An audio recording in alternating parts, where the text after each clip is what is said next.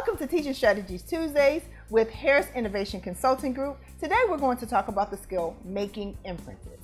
Making inferences is a difficult skill for students, especially for struggling readers, because there are foundational things that need to be in place in order for a student to really give a strong inference. So let's quickly talk about the formula. The formula is simple.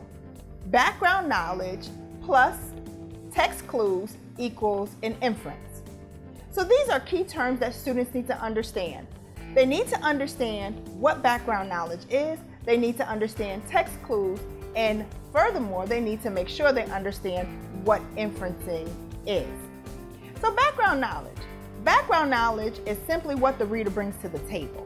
So when they come to the table, they come with experiences. It could be personal experiences, experiences that they may have read about, they may have seen on TV. It does not always have to be something that they had personally experienced, such as Paris.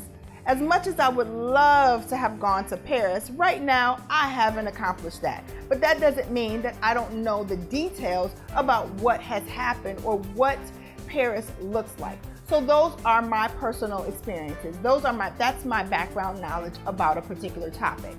So then we go on to the text clues. The text clues would be what the author already puts in that piece of text. These are the details that the author wants the reader to know. Couple those two together, then you will have an adequate inference. So let's quickly put this into practice. When you're teaching students how to make an inference, you want to teach them simply how to be a detective. But with the detective, they kind of bring in their own personal experience to the table. So let's look at a quick sample.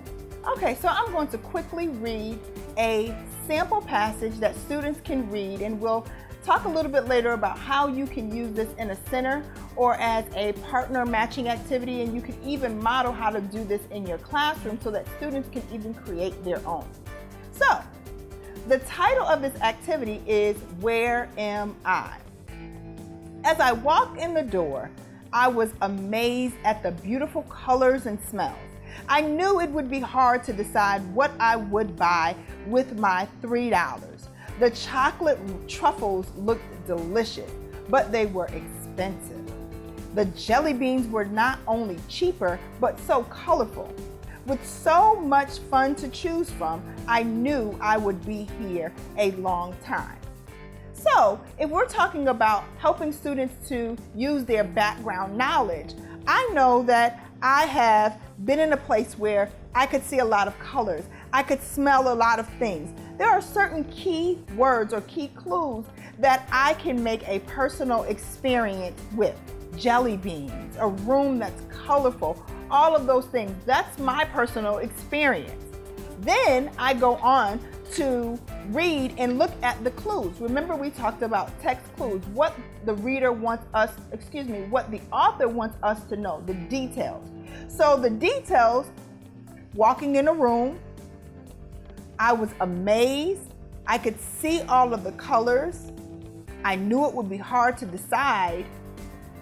There are a lot of things. The chocolate truffles looked delicious, but they were expensive. Well, if they were expensive, I know expensive means that there's some money attached to it. So I can't just get it for free. So maybe if I had to make an inference that we are at the candy store. So you're helping students to take the clues, couple it with their background knowledge in order to make an inference.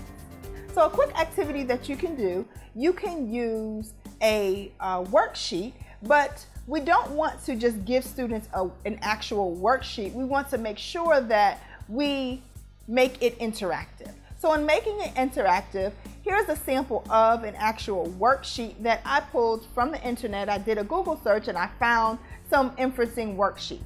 You would take this particular worksheet and then cut it up into small strips. So here's an example of you taking the sample worksheet and cutting them into small strips as such. Then you're going to go ahead and take an index card. And the index card, simply take it, fold it in half. And once you fold it in half, you would be able to get two of the smaller pieces when you fold it in half. You would put the answers to the passages, whatever that inference is that the students should know, you should put them on the cards. And then they would simply play a matching game. And also, here's another sample that you could use with your students. The first one was titled, Where Am I? The next one is, Who Am I? So you get to see how you can use this in different ways in your classroom. You could have students look at clues around the room, where am I? Or you could have students use clues around a particular person or a character in a story, who am I? This will be very helpful as students begin to read and look at details. They can connect the information in the text to their background knowledge, add it with what the clues that the author wants us to know, and then they would be able to make an adequate inference. Well, that's all for now. Thank you so much for joining us for Teaching Strategies Tuesdays with Harris Innovation Consulting Group. You can follow us on Facebook at Harris Innovation Consulting Group, on Twitter at Dr. T. Harris, and on Instagram at Harris Innovation CG.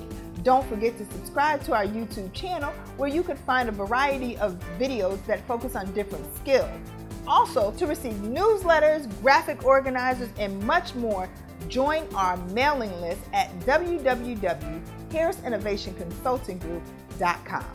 That's all for now. Happy teaching!